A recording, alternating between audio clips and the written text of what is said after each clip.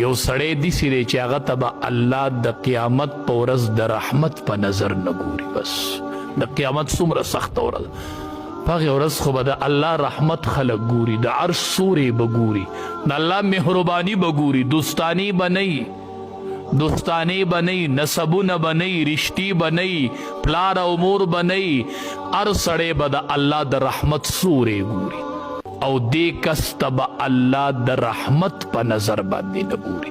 صحابه وی دا کم کس دی؟ وی چې د هغه لنګ او پرتوګ د پټاک نه کته وي د تکبر په نیت باندې، دا لنګ یا دا پینسۍ د دې پټاک نه کته وي کته راښکشي بطرن د تکبر په خیال. متکبری د تکبر د وجې نه لنګ یا پینسه د پټاک نه د خپې د دې اډوکي نه ښکته راښکل شي.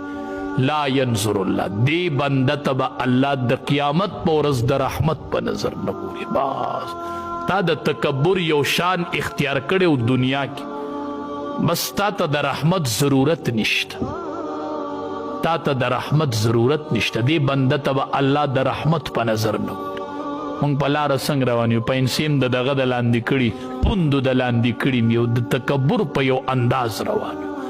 پته نشته چې ما باره کې امام الانبیا ویلي چې دې بنده ته به الله د رحمت په نظر نه ګوري، په ورځ د قیامت به نه ګوري، الله نه به ګوري. خبر دی د دې نه ځان خبر کو، مانه چېرته الله خفه نه یو داسې کار کوم چې په هغې د الله رسول او الله ناراضه کیږي، نه زه به چرې په لنګ او پینسه د پټاک نه کته نه کم چې قیامت کې راته الله د رحمت په نظر نه ګوري.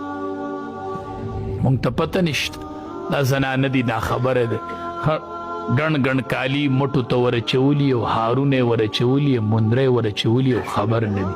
د زکات نصاب ورته نه دی معلوم چې په دې کې د الله حق دی، په دې کې به مانه تپوس کیږي.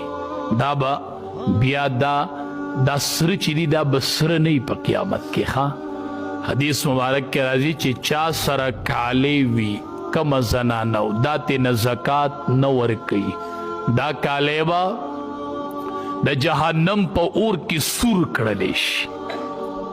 فتکوی بها جباهو، ړومبې به پې وله دا تندې داغ کی، بیا به وله پې دا اړخ داغ کی، او بیا به وله پې دا شا داغي، دا ټکور به پې دله ورکوي. دا نن بنګړی دی او دا په آخرت کې د ټکور دپاره وسپنه ده، په دې به د وجود الله ټکوري. څومره ټیم به دا ټکوري، څومره ټیم چې د قیامت ورځ دا به شروع وي دا ټکور او ټکور